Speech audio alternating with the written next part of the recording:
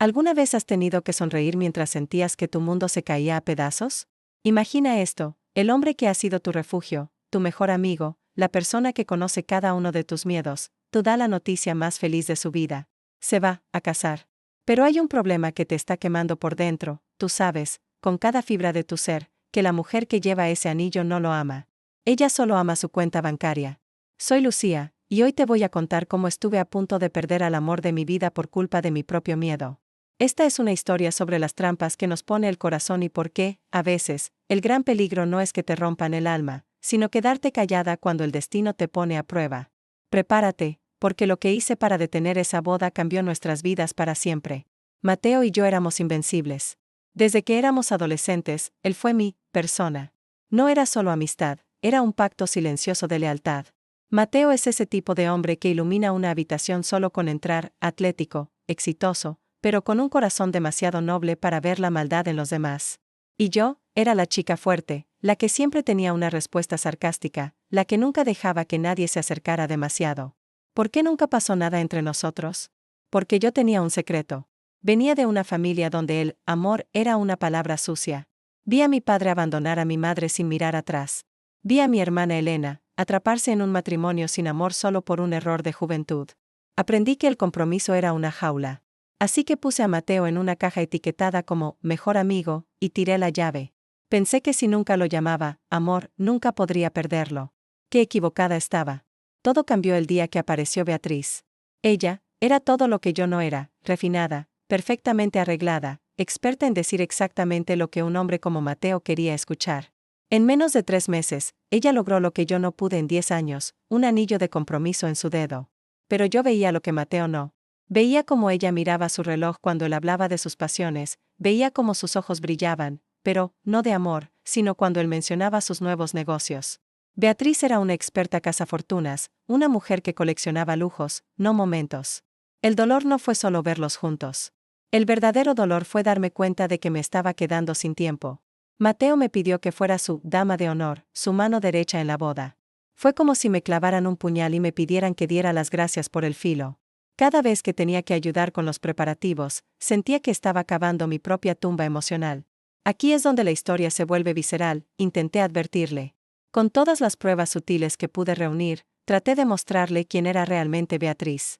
Le decía, oye, ¿no te parece raro que solo hable de viajes a lugares caros y nunca de construir un futuro juntos? O le mostraba mensajes donde ella presumía del reloj que él le había regalado, pero nunca de un momento especial que hubieran compartido.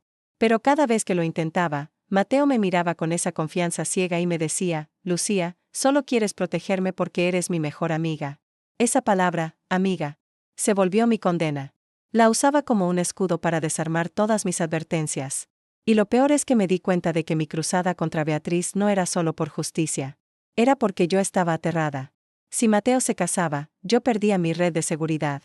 Perdía a la única persona que me hacía sentir en casa. Pero si yo le confesaba que lo amaba, me enfrentaba a mi peor miedo, el compromiso. ¿Y si yo era como mi padre? ¿Y si tenía esa misma incapacidad para amar de verdad? ¿Y si terminaba destruyendo a Mateo como mi hermana destruyó su propia vida, atrapada en una relación sin salida?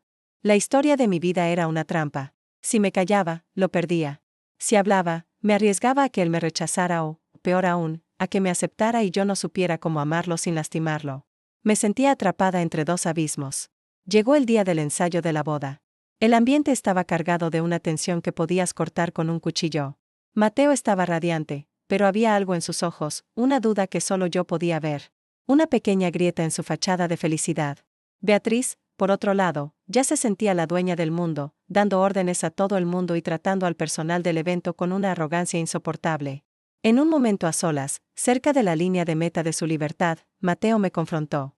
No fue una pelea, fue algo mucho más doloroso. Me tomó de las manos, su mirada era intensa, suplicante. Y me preguntó, Lucía, ¿por qué no puedes estar feliz por mí? ¿Qué es lo que realmente te asusta? Su pregunta me desarmó por completo. Y ahí, frente al altar vacío que en pocas horas sería el escenario de mi peor pesadilla, se me acabaron las mentiras. Se me acabaron las excusas y las indirectas. No le hablé de los estados de cuenta de Beatriz, ni de sus mentiras sobre su pasado, ni de su obsesión por el dinero. Hablé de mí. Con la voz quebrada, le conté cómo el miedo me había mantenido congelada durante años. Le confesé que lo amaba desde el primer día que lo vi correr en aquella pista de atletismo del instituto, y que la idea de que otra mujer ocupara el lugar que yo nunca tuve el valor de reclamar me estaba matando por dentro. Fue un momento de una vulnerabilidad aterradora. Le dije, vete con ella si la amas, Mateo. Cásate mañana mismo, pero no lo hagas porque crees que yo no te quiero. Lo hago porque te quiero tanto que prefiero perderte antes que verte ser infeliz con alguien que no te merece, y sobre todo, antes de que te cases sin saber que siempre te he amado. El silencio que siguió fue eterno. Pesaba más que todas las palabras que habíamos dicho en 10 años. Mateo me miró como si me viera por primera vez. Como si todas las piezas del rompecabezas de nuestra relación finalmente encajaran. En sus ojos, vi un destello de reconocimiento. Me di cuenta de que él también había estado esperando. Él siempre me había amado, pero mis muros eran tan altos, que él pensó que nunca me interesaría algo más que una amistad. Beatriz no fue un error accidental, fue su intento desesperado de llenar el vacío que yo misma dejé al no dejarlo entrar en mi corazón. La confrontación con ella fue inevitable, pero corta. Cuando un hombre abre los ojos y ve la verdad, no hay vuelta atrás.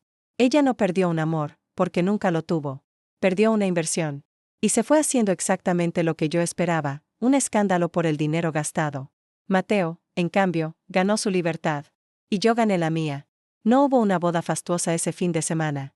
Hubo algo mucho mejor, una promesa real, un comienzo. Mateo me enseñó que el amor no es una jaula, sino el lugar donde finalmente puedes dejar de correr, donde puedes ser tú misma sin miedo a romperte o a romper a alguien. Al final, la gran trampa no fue la que Beatriz le puso a Mateo, fue la que yo me puse a mí misma con mi miedo al compromiso. A veces, nos obsesionamos con proteger nuestro corazón de un posible dolor y terminamos negándole la oportunidad de ser feliz. Hoy te pregunto a ti, que estás viendo este video, ¿a qué le tienes más miedo? ¿A que te rompan el corazón o a no haber amado nunca de verdad por puro orgullo? Si tienes a alguien a quien quieres decirle algo importante, no esperes a que haya un altar de por medio. El mañana no está garantizado, pero el hoy es tuyo. Déjame en los comentarios, ¿alguna vez has estado en la zona amistosa y lograste salir? ¿O crees que es mejor callar para no perder la amistad? No olvides darle like y suscribirte para más historias como estas. Nos vemos en nuestro próximo video.